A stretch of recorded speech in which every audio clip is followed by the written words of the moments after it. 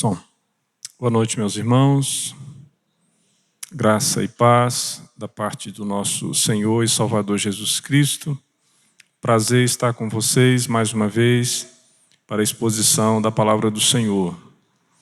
No final nós vamos fazer alguns avisos para a igreja e aí nós comentamos com os irmãos a respeito da nossa viagem, a Vitória da Conquista e mais alguns detalhes pertinentes à vida da igreja.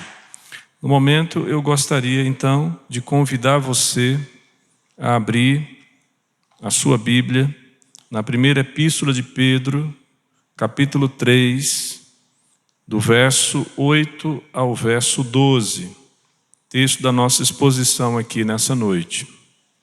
A palavra do Senhor, na primeira epístola de Pedro, capítulo 3, do verso 8 ao verso 12, ela vai nos dizer assim: finalmente, sede todos de igual ânimo, compadecidos, fraternalmente amigos, misericordiosos, humildes, não pagando mal por mal ou injúria por injúria, antes pelo contrário, bendizendo, pois para isto mesmo fostes chamados, a fim de receberdes bênção por herança. Pois quem quer amar a vida e ver dias felizes, refreia a língua do mal e evite que os seus lábios falem dolosamente. Aparte-se do mal, pratique o que é bom, busque a paz e empenhe-se por alcançá-la. Porque os olhos do Senhor repousam sobre os justos e os seus ouvidos estão abertos às suas súplicas, mas o rosto do Senhor está contra aqueles que praticam males. Vamos orar, meus queridos irmãos, nesse momento, mais uma vez. Feche os seus olhos onde você está. Busquemos a presença do nosso Deus. Pai querido, nós estamos reunidos em Tua casa.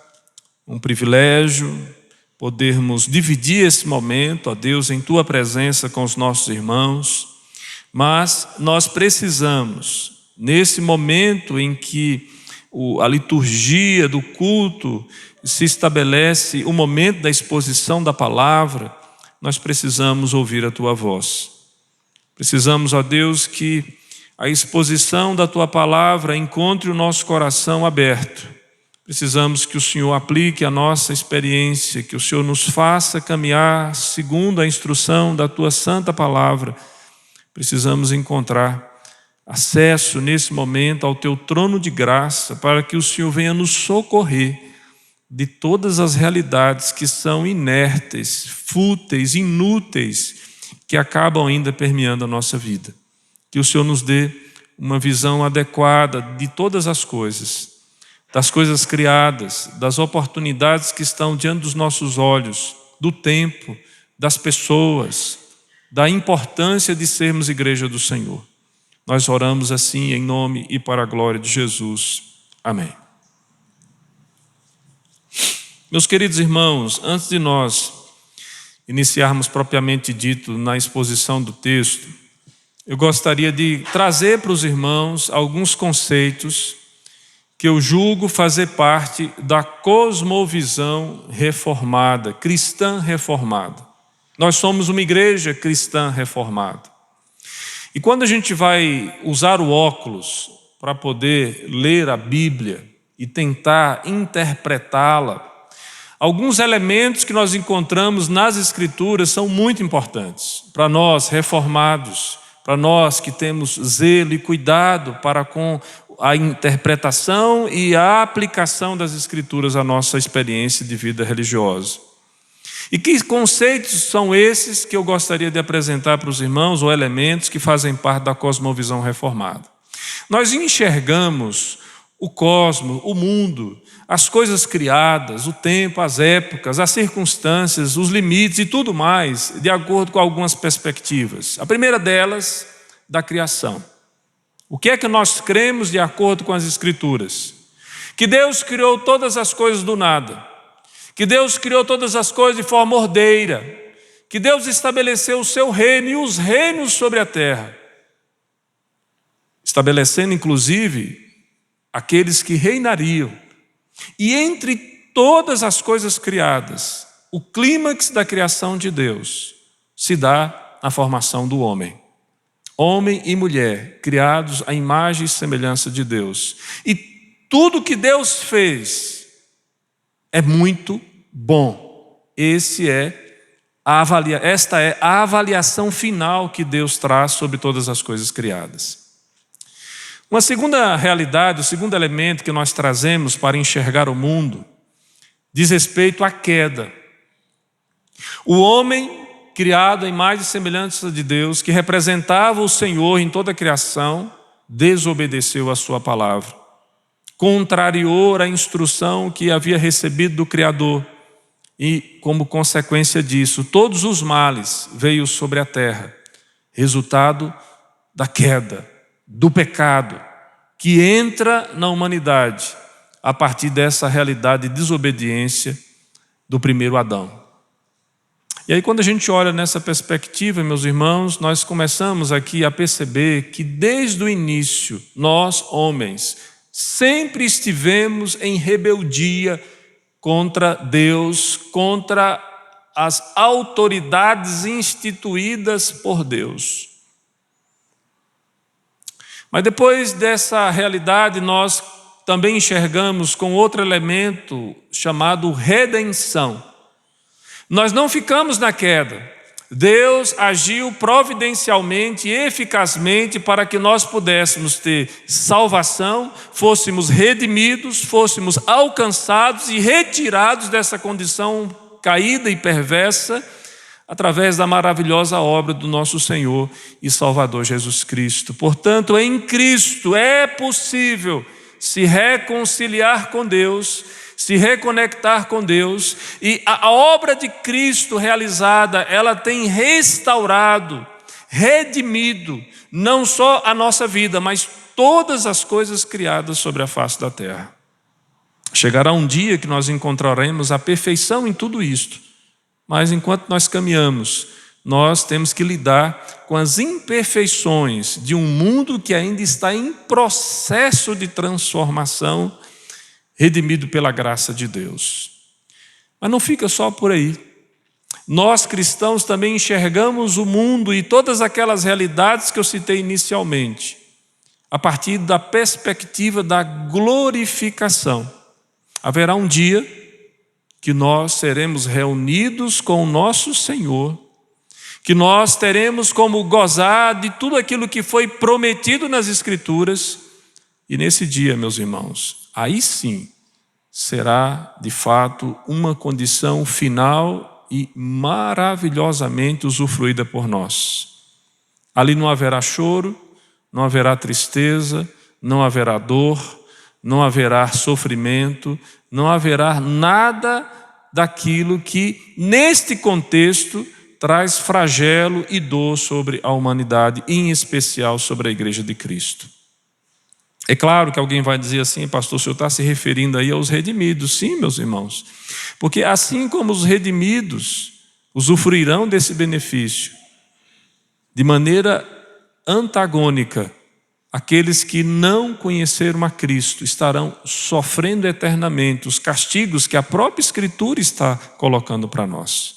Mas nós enxergamos o futuro, nós que cremos em Cristo, numa perspectiva otimista. Nós aguardamos a redenção dos filhos de Deus. Nós aguardamos aquele dia em que o Senhor vai nos chamar e nós vamos gozar a eternidade junto com o Pai. Nós olhamos a vida sobre estes prismas, com estes óculos, com estes elementos, com estas perspectivas. E aí, quando nós lemos a carta de Pedro, a primeira epístola, E nós começamos a perceber que Pedro inicia sua carta fazendo referência a esses que foram eleitos e apesar de serem forasteiros e estarem dispersos, foram eleitos segundo a presciência de Deus Pai em santificação do Espírito para obediência e aspersão do sangue de Jesus, desejando que a graça e a paz do Senhor seja multiplicado sobre esses irmãos. E quando Pedro se encarrega de animar os irmãos que estavam sendo pressionados a abandonar a Cristo e quebrar consequentemente o laço de comunhão com a igreja, e Pedro diz, através dos argumentos da salvação, que eles deveriam permanecer firmes e unidos. E quando Cristo, que estabeleceu o seu reino, vem operar em nós, nós começamos a perceber essas realidades que Pedro está aqui trazendo para nós, o que não nos é estranho, os argumentos que ele vai usar aqui nessa carta.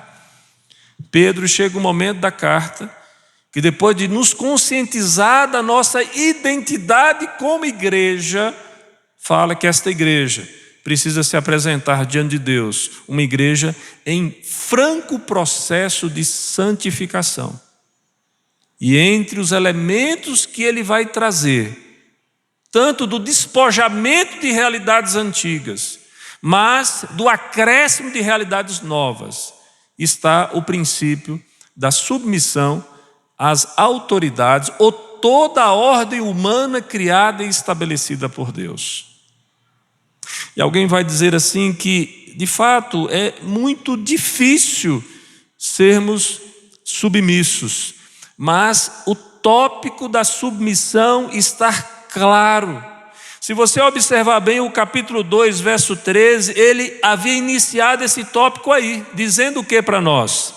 Sujeitai-vos a toda instituição humana por causa do Senhor, quer seja rei como soberania. E aí na sequência você vai descobrir que ele vai falar tanto das autoridades de maneira geral, que nós precisamos nos submeter ao governo estabelecido e instituído pelo próprio Deus, porque é ele que levanta e abate os reis, como também na relação de trabalho, onde mesmo os servos sofrendo injustamente por motivo de consciência diante de Deus, isso seria agradável aos olhos do Senhor, se ele permanecesse fiel na prática do seu serviço, sabendo que é o Senhor mesmo que estaria olhando para os seus sofrimentos e as injustiças sofridas.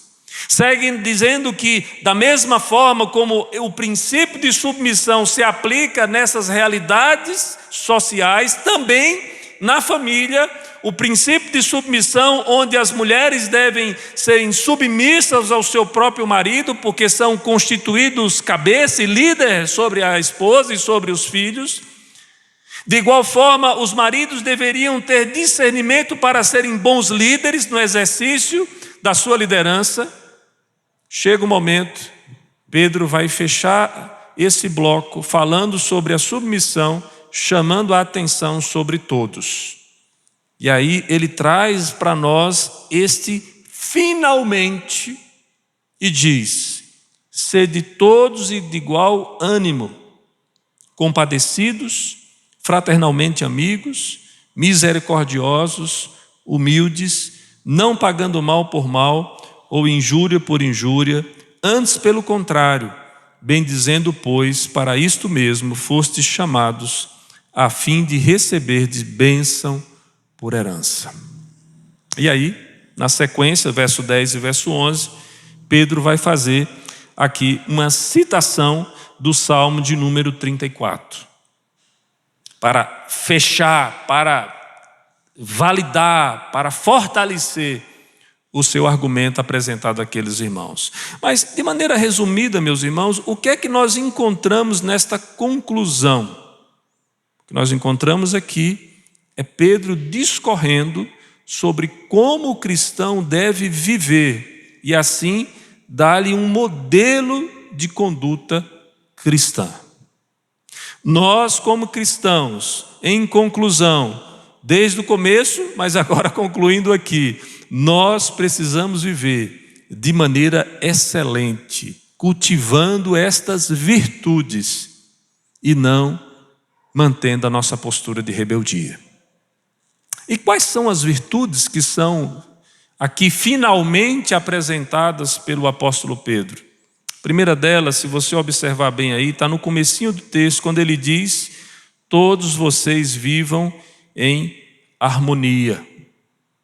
Meus irmãos, Pedro está trazendo aqui 5 admoestações que sugerem o retrato ideal para a vida da igreja, de como a igreja do Senhor Jesus deve viver.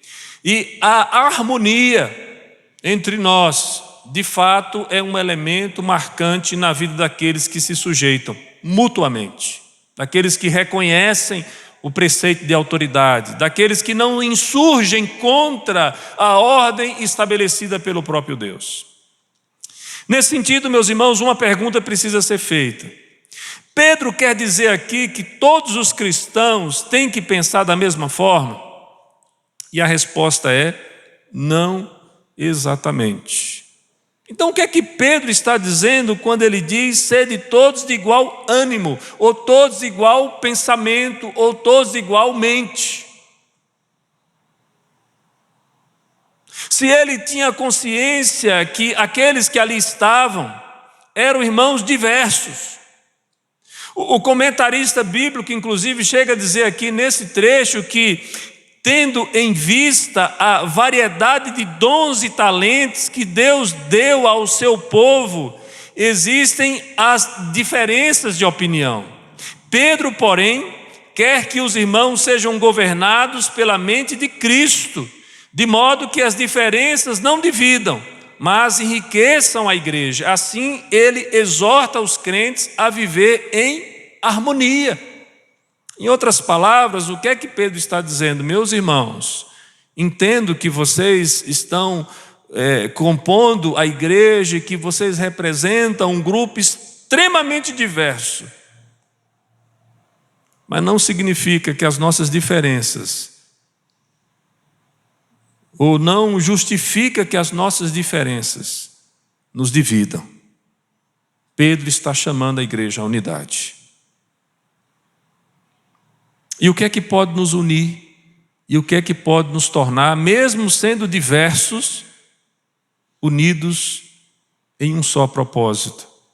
E aí nós descobrimos que é a mente de Cristo. Precisamos pensar como Jesus pensou.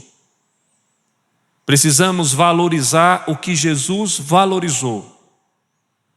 Precisamos permitir que a nossa velha natureza morra, rebelde, vingativa, revoltosa, murmuradora, criadora de caso. Nós precisamos deixar que essa velha realidade passe, despojando, conforme Pedro já havia dito no capítulo 2, portanto, de toda maldade, dolo, de hipocrisias, invejas e de toda sorte de maledicências, desejai ardentemente, como crianças recém-nascidas, o genuíno leite espiritual, para que por ele vos seja dado crescimento para a salvação.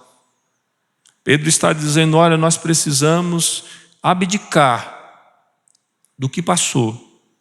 Nós que agora estamos em Cristo, nós que somos essas pedras vivas que compõem a igreja, nós que estamos alicerçados pela pedra angular, nós precisamos viver o processo de santificação, e essa santificação implica em submissão à autoridade constituída, à ordem estabelecida pelo próprio Deus. Mas isso não se aplica apenas àqueles que são súditos do rei, não se aplica apenas àqueles que são servos dos seus senhores, isso não se aplica apenas às esposas com relação aos maridos e os maridos com relação à esposa, no que diz respeito ao papel do marido no estabelecimento da liderança, mas diz respeito a todos aqueles que fazem parte da igreja de Cristo. Nós precisamos cultivar um ambiente harmônico, de igual ânimo, tendo a mesma forma de pensar Cristo. É só Cristo, meus irmãos, que permite que a diversidade possa existir sem quebrar a unidade. Podemos ser diferentes, mas naquilo que é essencial, Cristo, precisamos ser convergentes para ter a mesma visão doutrinária, bíblica e teológica a respeito de Cristo. É isso que dá unidade para a igreja. Uma noite como essa, que você chegou aqui na igreja, você viu essas cortinas tão belas que estão aí colocadas. Alguns irmãos já me destacaram aqui: olha, pastor, que cortinas bonitas, né? Se os irmãos quiserem saber quem foi a empresa, depois vocês me procurem à parte. Os irmãos podem olhar e dizer assim: puxa, que cortinas bonitas, mas outros vão dizer: pastor, eu achei lindo o design das cortinas, mas se fosse um verdinho claro. E outros vão dizer: não, pastor, um verdinho claro não, um cremezinho. Certamente, se nós fizéssemos na igreja um plebiscito para descobrir qual era a cor das cortinas, meus irmãos, ia ser algo terrível. Porque uns vão dizer vermelha, outros dizer creme, outros vão dizer palha, outros vão dizer areia, outros vão dizer... E é por isso que a gente não pergunta essas coisas, a gente vai lá e compra a cortina e coloca na igreja. Se perguntasse aos irmãos de igual forma, né? Os irmãos estão sabendo que nós ganhamos aí uma reforma dos bancos. Vocês já estão usufruindo aí do porta-bíblia novo e vamos ter aí um ajuste, um verniz novo nesses bancos. E se alguém perguntasse aqui, fizéssemos também um plebiscito: irmãos, é melhor reformarmos os bancos ou colocarmos cadeiras? Meus irmãos, nós íamos passar décadas discutindo isso. Porque alguns vão dizer muito melhor os bancos, pastor, outros vão dizer muito melhor as cadeiras, pastor. É por isso que a gente não discute isso na igreja, meus irmãos. A gente coloca os bancos e mantém os bancos. Mas isso tem sido motivo de divisão nas igrejas. Quando as igrejas passam a se preocupar mais com a cor das cortinas ou com um tipo de banco e deixam de olhar para Cristo, elas se dividem. E alguns vão se dividir até por coisas que não deveriam, coisas absurdas, como, por exemplo, o tipo de pastor. Quando, na verdade, os pastores foram dados à igreja para servir a igreja por um tempo, porque ninguém aguenta servir a mesma igreja todo o tempo. E que nós vamos aprendendo com uns, e com outros, e com outros, e com outros, de modo que nós não sejamos dependentes de um homem ou de homens, mas que o nosso olhar esteja em Cristo. O que é que deve nos unir? Cristo. O que é que não deve nos dividir? As vicissitudes e as circunstâncias da vida. Valorizemos aquilo que é importante, meus irmãos. O fato de conhecermos a Cristo, de pertencermos a Ele e de estarmos harmonicamente arraigados nele. Mas o texto não para por aí. Ele segue falando de outra virtude. Ele fala que nós devemos ser compadecidos ou compassivos. O cristão deve demonstrar sua preocupação e interesse pelo próximo, especialmente em tempos de alegria e tristeza. Nós devemos viver aquilo que o texto sagrado nos ensina: alegrem-se com os que se alegram e choram com os que choram. Deve fazer parte da nossa vida. Nessa noite nós estamos muito felizes, porque a nossa irmã Juliene, ela recebeu uma promoção no trabalho e ela será uma gerente do Banco do Brasil em Rio Claro. Pensando que essa menina é pequena, veja que bênção que ela recebeu da parte do Senhor. Mas estamos tristes, porque a nossa irmã Tainá, depois do labirinto, né, agora cálculo renal, nós não sabemos mais, né? Precisamos sustentar nossa irmã em oração. Se fosse um homem já estava na UTI, certamente, mas a nossa irmã com cálculo renal, foi extraído, e a gente precisa sustentar e nós nos entristecemos por não vê-la saudável. Devemos chorar com o Júnior, presbítero Júnior, devemos nos alegrar com a nossa irmã Juliene. Faz parte da nossa experiência como cristãos. É isso que representa sermos compassivos uns com os outros. Mas o texto continua dizendo também: amem fraternalmente ou fraternalmente amigos. Pedro vai repetir aquilo que ele escreveu anteriormente, pois no primeiro capítulo ele já disse aos seus leitores, lá no versículo 22, tendo em vista o amor fraternal, amai-vos de coração uns aos outros. E a ideia, meus irmãos, aqui da fraternidade, ela é muito bela, muito interessante. Por quê? Porque é a ideia de casa, de família. Não sei se vocês têm a experiência de ter mais irmãos. Alguém aqui tem irmãos? Só vocês têm irmãos? Olha que maravilha.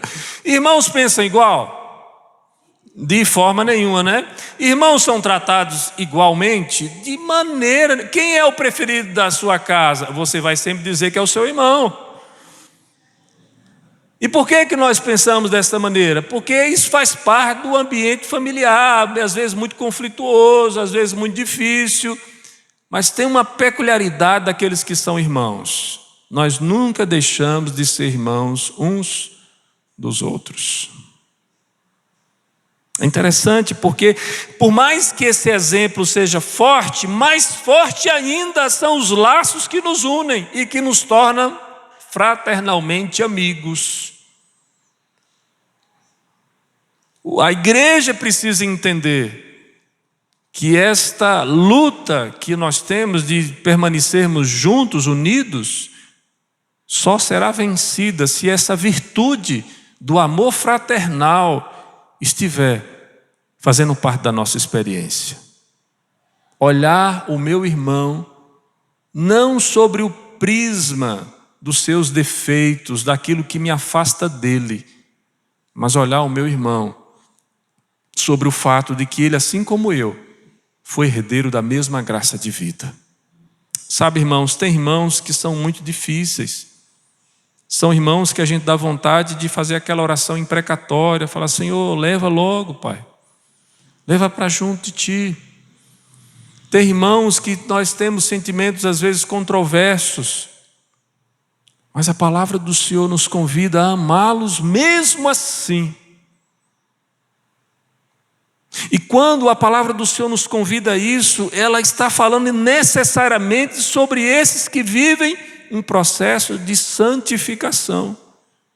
Mesmo quando os nossos irmãos fazem coisas que nos aborrecem, nos entristecem, nós precisamos amá-los, perdoá-los, ajudá-los, enfrentá-los nas suas inconsistências e ajudá-los a caminhar seguros juntamente com Cristo. Isso faz parte da vida da igreja. E mais virtudes aqui. Quando ele fala do amor fraternal, ele fala também misericordiosos ou concordantes. No grego, a palavra traduzida como concordantes ou misericordiosa é bem descritiva, meus irmãos. Relata sentimentos que parecem vir das entranhas, dos intestinos, especialmente quando vemos o sofrimento suportado pelo outro.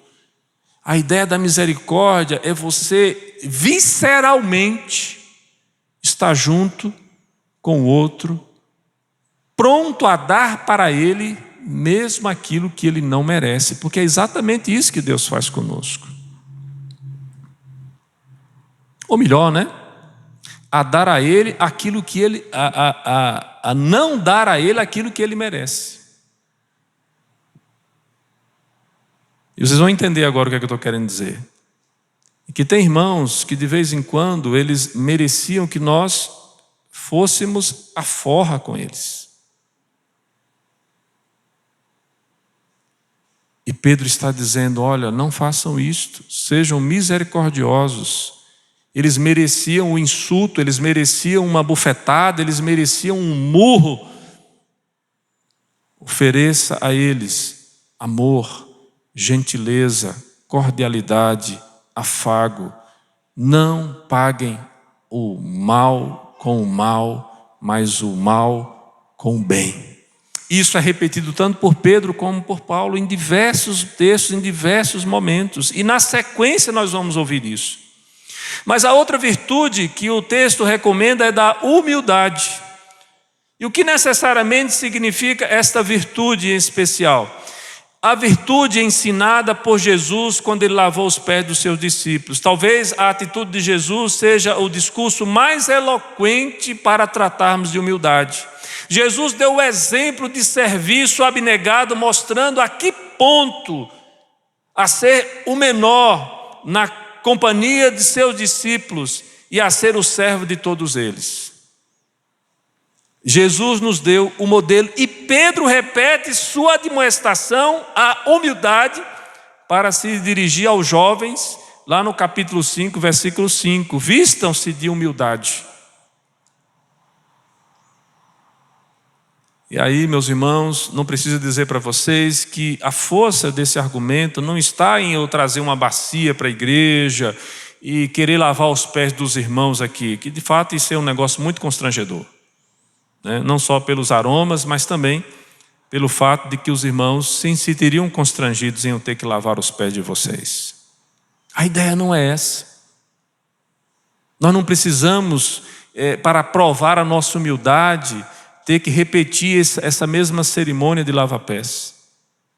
O que nós precisamos, meus irmãos, é termos a disposição honesta no nosso coração de servirmos uns aos outros com os dons que nós recebemos da parte de Deus. Qual o dom o Espírito Santo de Deus concedeu para você? Quais são os talentos, quais são as capacidades que você tem? Você tem se colocado a serviço dos seus irmãos? Finalmente, meus irmãos, o comentarista bíblico vai dizer que essas virtudes mencionadas aqui refletem a glória da igreja quando irmãos e irmãs vivem em harmonia. Irmãos e irmãs em Cristo exemplificam essas virtudes quando juntos reconhecem Deus como seu Pai e reconhecem a Cristo como seu irmão. Então, como corpo de Cristo, os crentes experimentam de fato as maravilhosas bênçãos de Deus.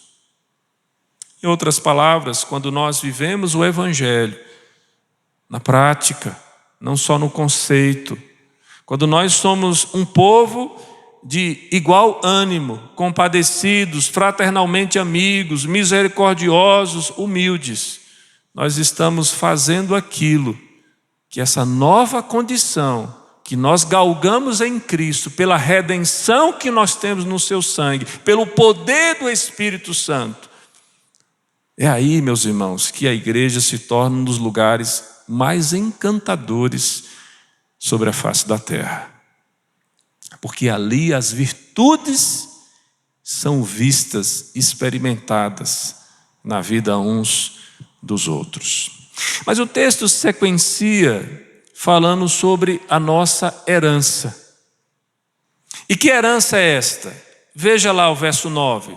Não paguem de volta o mal com o mal, o insulto com o insulto, mas sim com bênção. Pois é para isso que vocês foram chamados, a fim de herdarem uma bênção. E aqui é preciso que nós entendamos o conceito de herança. Alguém aqui já recebeu alguma herança por merecimento? No caso do texto, da mesma forma. O texto não está trazendo para nós a ideia de que se nós nos comportarmos bem, nós vamos receber a herança. Na verdade, nós já recebemos esta herança. A herança que nós temos em Cristo, que nós temos aqui um pequeno vislumbre, mas que usufruiremos na glorificação. E esta herança precisa representar para nós uma postura totalmente nova diante da vida, diante das pessoas, ao ponto de nos identificarmos com aquele que é o nosso rei, aquele que nos conferiu herança, o nosso Deus. Porque assim como Deus é esperado de nós, que nós não paguemos o mal com o mal, o insulto com o insulto, mas que sejamos bênção. E aí veja que é necessariamente esta pregação de Jesus, quando ele diz que se nós fizermos aquilo que é bom apenas para aquele que nos ama, que recompensa nós temos? Mas se nós oramos pelos que nos perseguem, se nós fazemos o bem para aqueles que fazem o mal para nós, se nós, quando somos ultrajados, não revidamos com o ultraje, quando as pessoas fazem mal para nós, nós não revidamos com o mal, nós estamos nos tornando a semelhança do nosso Pai. E esta é a grande realidade que nós, como cristãos, precisamos tomar ciência. O Senhor Jesus, quando Ele estava na cruz, sendo ultrajado, cuspido e humilhado, Ele estava sendo ridicularizado na cruz. Mas o que saía da sua boca era: Pai, perdoa-lhes, porque não sabem o que fazem. Sabe, irmãos, eu sei que pode parecer para você apenas uma peça dramática, só que nós cristãos fomos chamados para este nível de espiritualidade que a igreja deveria já estar acostumada. Os cristãos estão interessados apenas em outros cristãos? Quando nós falamos tudo isso, nós estamos falando que nós só devemos reproduzir isto na igreja. Meus amados irmãos, viver assim na igreja é muito bom. É muito fácil. Se você fizer isto com aquelas pessoas que estão aqui empenhadas em fazer isto também por você, é muito bom. Mas a palavra do Senhor nos leva a um grau maior.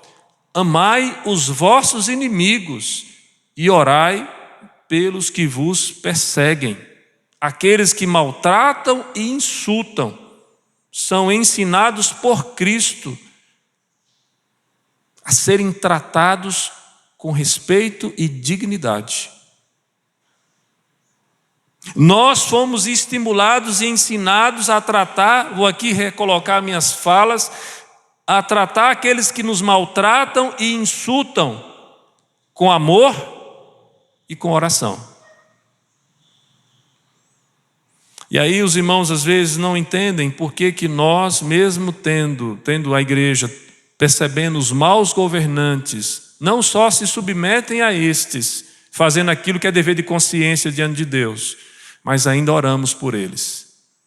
Dizemos: Senhor, abençoa o presidente, abençoa os governadores, abençoa os deputados, os senadores, abençoa os juízes, abençoa todos os poderes, para que a nação possa ter paz e para que nós possamos crescer e nos desenvolver livremente a pregação do Evangelho. Por que nós fazemos isto? Porque nós somos chamados por Deus para fazer isso. Pedro indica que os leitores estão tentando acertar injúrias e insultos nos seus próprios termos. Ele lhes diz para darem fim à retaliação. Pagar o mal com o mal e o insulto com o insulto não tem lugar na religião cristã.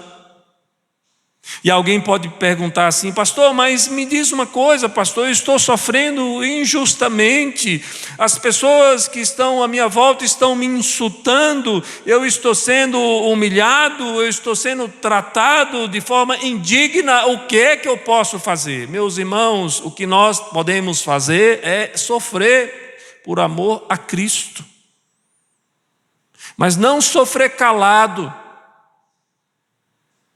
sofrer em oração diante de Deus, não murmurando, mas colocando diante de Deus, que é aquele que julga todas as coisas.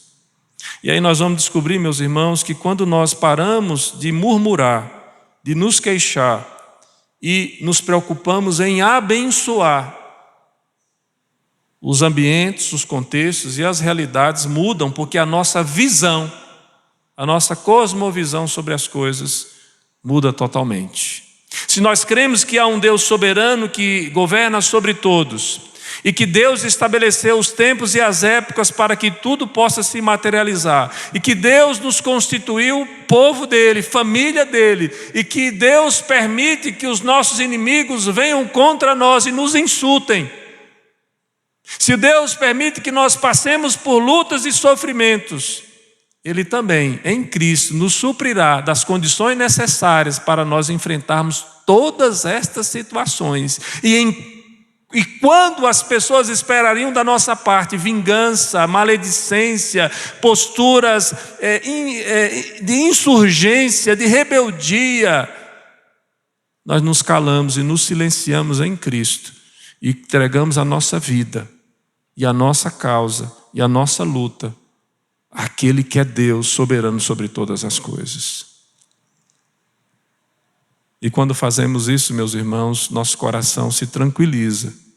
Nós confiamos em Deus, não em nós mesmos, não na nossa capacidade de resolução, mas naquilo que Deus pode fazer por nós.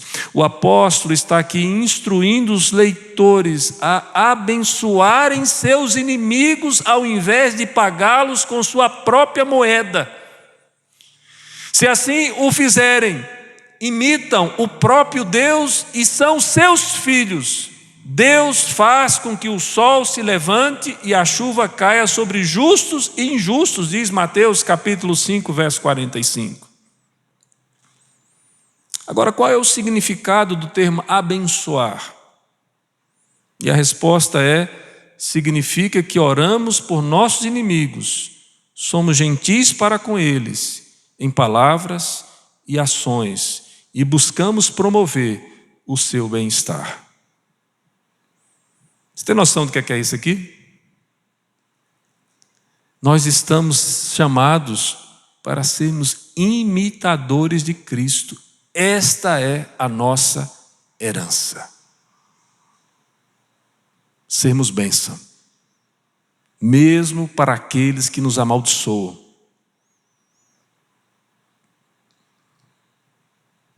Meus queridos irmãos, mas por que é necessário esta pregação e este ensinamento nos nossos dias? Vamos tentar aplicar algumas coisas.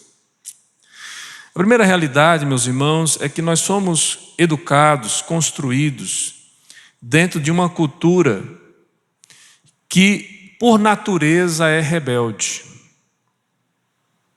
Eu fico observando esse processo eleitoral nosso, vendo como as pessoas se comportam. Meus irmãos, se tornou algo natural a mentira, a afronta, o desrespeito, a forma beligerante, grosseira, contenciosa, como as pessoas fazem política no nosso país. E esse negócio é uma situação tão absurda que às vezes vem para dentro da igreja. Irmãos não se respeitam, não sabem deixar as suas preferências políticas longe dos grupos de WhatsApp da igreja, não sabem respeitar a consciência divergente, aqueles que pensam diferente de você. E essa realidade então se instaura e arrebenta com a vida da igreja, com a comunhão que nós temos com Deus e uns com os outros. A esses que estão vivendo no meio desse dilema, o que é que Pedro diz para você nessa noite? Finalmente, sede todos de igual ânimo, compadecidos, fraternalmente amigos, misericordiosos e humildes, não pagando mal por mal ou injúria por injúria. Antes, pelo contrário, sendo bênção na vida uns dos outros. Essa é a primeira aplicação que eu gostaria de fazer para a igreja nesses dias. Nós não estamos com isso dizendo que você não deve exercer livremente o seu direito de voto, o seu direito de expressão, nada disso, meus irmãos. Nós estamos dizendo que você não tem o direito de, em nome disto, disseminar ódio, maldade, revidar, se vingar e às vezes até mentir para que as pessoas se convençam de que o seu posicionamento é o certo, quando na verdade você não tem consciência de nada. Você poderia ser um grande filósofo se você dissesse: só sei que nada sei, porque de fato nós não sabemos de nada, meus irmãos. O que nós sabemos é o que a palavra de Deus nos diz, que o nosso Deus está no governo de todas as coisas. Quem vai ganhar as eleições esse ano? Quem vai ganhar as eleições é o próprio Deus, que vai levantar e abater quem Ele quiser, mesmo no meio dessa bagunça, dessa balbúrdia que nós temos aí nesse período eleitoral. E o crente deveria estar muito mais preocupado em viver de forma harmoniosa, virtuosa, do que estar levantando as suas bandeiras e tentando, de alguma forma, macular a consciência dos outros. Seja consciente, seja um bom cidadão, mas antes de qualquer coisa, seja um bom cristão.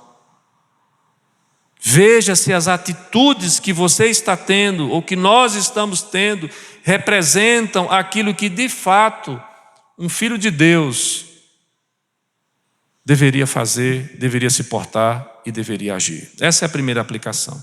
Uma segunda aplicação, meus irmãos, é que o crente não trabalha para ganhar bênçãos. Ele recebe estas bênçãos por herança. Assim Pedro escreve: a fim de herdarem uma bênção. E o conceito de herdar vem dos tempos dos patriarcas, quando, por exemplo, Isaac abençoou os seus filhos e lhes deu a herança da terra, o direito de poder usufruir da terra. Está lá em Gênesis capítulo 27, verso 27 até o versículo 29, Gênesis 39 e versículo 40. Nunca se trabalha para se receber uma herança, ela é um presente, diz o comentarista. A herança que o autor tem em mente é a salvação eterna, e não o gozo da mesma no presente. O que é que Pedro está dizendo? Meus amados, meus irmãos, no lugar de vocês se deixarem influenciar pela cultura do tempo ou do local onde vocês estão, vejam, olhem as coisas diferentes. Olhem segundo Cristo, como resultado da salvação que vocês já gozam, que vocês já usufruem, da herança eterna, e portanto vivam agora de maneira distinta. Mas fechando, meus irmãos, a citação do apóstolo Pedro do Salmo 34 vai nos trazer as seguintes palavras: pois quem ama a vida pois quem quer amar a vida e ver dias felizes, refreie a língua do mal, evite que os seus lábios falem dolosamente, aparte-se do mal, pratique o que é bom, busque a paz, empenhe-se por alcançá-la. E a razão está no verso 12. Porque os olhos do Senhor repousam sobre os justos, e os seus ouvidos estão abertos às suas súplicas. Olha só, o justo não precisa fazer força. O justo só precisa fazer oração a Deus. Porque Deus está com o olhar sobre eles. E os ouvidos de Deus estão atentos aos seus clamores. Quando os outros vêm contra nós com injúrias e insultos, com injustiças cometidas, nós não revidamos, nós oramos. E é Deus que vai em nosso lugar. Mas a situação contrária a isso, verso 12 no finalzinho diz: mas o rosto do Senhor está contra aqueles que praticam males. Então, qual é que deve ser a nossa preocupação? Viver fazendo o que é bom, praticando aquilo que é justo, mesmo quando as pessoas à nossa volta fazem o contrário. Mesmo que as pessoas façam o mal, nós devemos fazer o bem, porque nós somos chamados para sermos bons, pela graça do nosso Senhor e Salvador Jesus Cristo.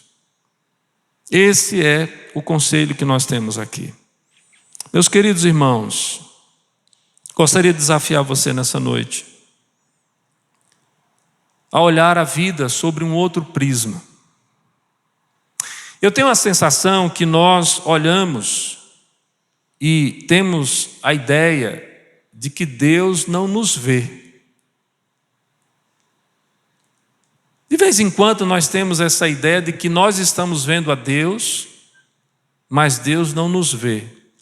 Tem uma ilustração bem peculiar que eu li nesse comentário aqui. Ele disse que existem aqueles prédios que tem aquele vidro que você não consegue enxergar dentro do prédio. Você passa na porta dele, você vê aquele vidro espelhado e você não consegue ver quem está dentro. E ele diz, às vezes nós nos portamos como aqueles que estão dentro. As pessoas estão passando, estão fazendo os seus gestos, as suas micagens, né? E nós achamos, e nós temos a convicção que as pessoas não estão nos vendo lá fora. E assim nós nos comportamos com Deus, como se Deus não estivesse nos vendo. Só que é o contrário. Deus é que está dentro do prédio e nós é que estamos do lado de fora. Mesmo quando nós achamos que Deus não nos está vendo, mesmo quando nós não estamos vendo Deus, Deus está vendo precisamente o que está se passando na nossa vida. E porque Ele vê e sabe e conhece todas as coisas, nós podemos, meus irmãos, nos tranquilizar, serenar a nossa alma e confiar total e plenamente nele. Se você está aqui nessa noite e está apreensivo com relação às eleições, se você está apreensivo quanto à sua própria vida, se você está temeroso do que vai acontecer amanhã, se você está sendo injuriado e está sendo tentado a revidar com injúria, se alguém está fazendo mal para você e você está sendo tentado a revidar com o mal, oremos nesse instante e nos conscientizemos da verdade que Pedro traz para nós nesse texto. Fiquemos em pé, oremos ao Senhor.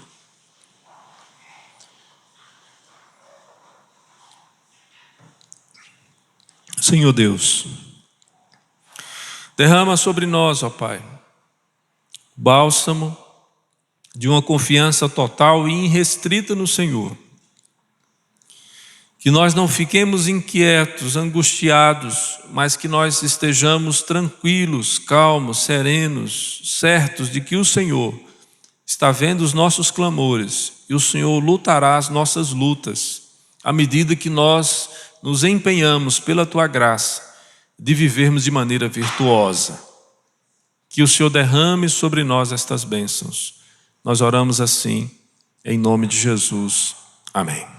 Os irmãos podem sentar. Meus queridos irmãos, nós temos apenas alguns avisos para dar para as igrejas. Primeiro, com relação às bênçãos, né? Queria chamar a nossa irmã Juliana aqui à frente. Nós gostaríamos de orar pela vida dela, chamar os presbíteros aqui. A primeira bênção que nós gostaríamos de compartilhar para os irmãos é exatamente essa. A nossa irmã Juliane foi promovida e assumirá a gerência de uma agência bancária do Banco do Brasil em Rio Claro. Orem por ela, para que Deus abençoe a sua vida, guarde, livre de todo mal e dê a condição, né, para que ela possa realizar os seus sonhos, né? Foi algo que foi perseguido por um tempo, né, Ju? Mas agora Deus concedeu esta graça. Vamos orar por ela, agradecendo. Pai querido, agradecemos a Ti, porque se ela conseguiu galgar esta posição, foi pela Tua mão, pela Tua provisão, em resposta à dedicação e à fidelidade com que ela se empenhou ao seu trabalho. Louvado seja o nome do Senhor pela Tua serva. Guarda, Senhor Deus, em Teu nome, capacita e dá que ela possa ser uma missionária ali naquela agência, ó Deus, levando o conhecimento, a graça e o amor do Senhor a todos aqueles que estarão subordinados a ela. Oramos assim em nome e para a glória de Jesus. Amém. Deus te abençoe, minha linda. Paz. Receba os cumprimentos aí dos presbíteros. Os irmãos que forem visitar a irmã, não vão lá atrás de empréstimo não, tá? Os irmãos podem sentar. Vai sim? Tá certo. Os irmãos podem sentar. Irmãos, uma outra bênção que nós gostaríamos de compartilhar com os irmãos, alguns irmãos da igreja presbiteriana em Leme fizeram uma doação para a nossa igreja de uma cama elástica, 3,5 metros, para que nós usássemos aqui no trabalho com as nossas crianças. Eu vou passar para vocês no grupo de WhatsApp da igreja o nome desses irmãos, a empresa que fez a doação, e com isso a gente lembrar de orar por esses irmãos, pedir a Deus que abençoe também a empresa deles, né? Fizeram essa doação sem nos cobrar absolutamente nada, né? Nós tivemos eu já trouxe, já está aqui atrás na igreja, né? Depois alguns irmãos aí que se voluntariem a montar na próxima programação das crianças, nós vamos poder usufruir. Eu falei pela manhã que são para as crianças. Se tiver algum adulto que queira, faça questão, a gente vai fazer uma exceção para você. Mas foi intencionalmente para as crianças, tá bom? Então essa é a outra bênção. Com relação à nossa viagem, a Vitória da Conquista, nós queríamos informar os irmãos que fomos avaliados pelo presbitério.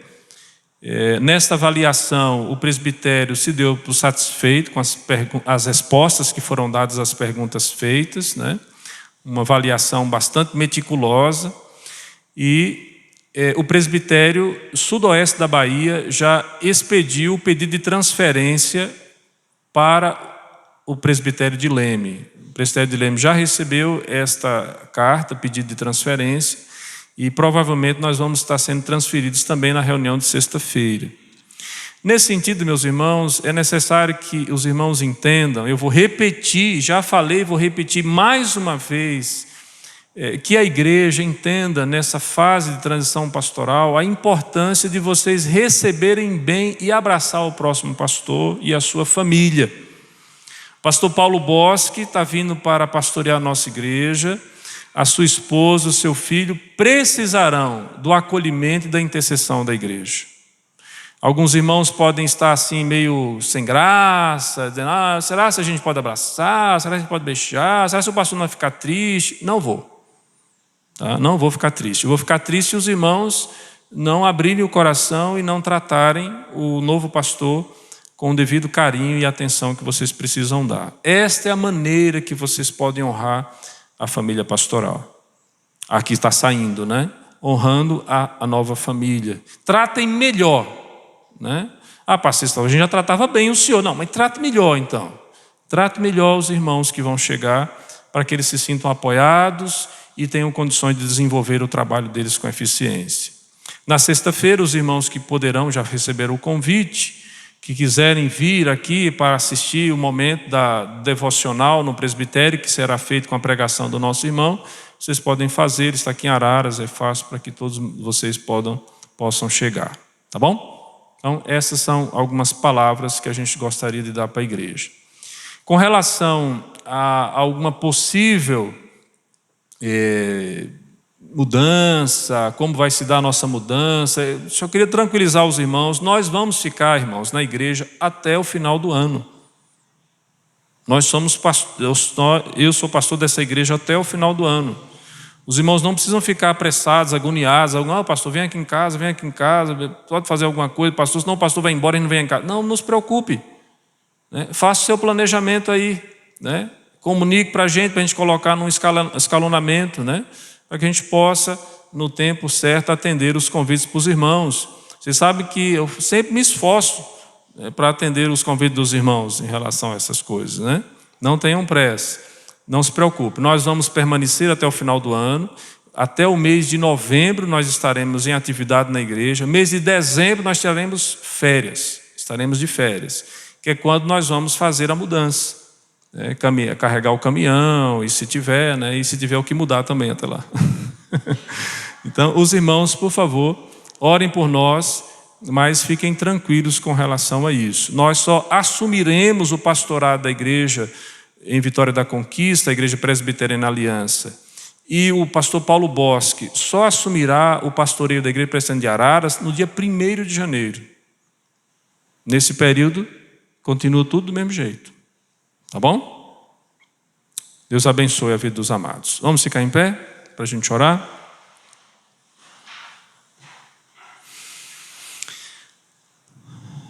Receber a bênção, meus irmãos. Que a graça do nosso Senhor e Salvador Jesus Cristo, que o amor do Deus Pai Todo-Poderoso, Criador e sustentador de todas as coisas, que a ação consoladora do Espírito Santo esteja sobre nós e para todos sempre sobre a sua igreja. Amém.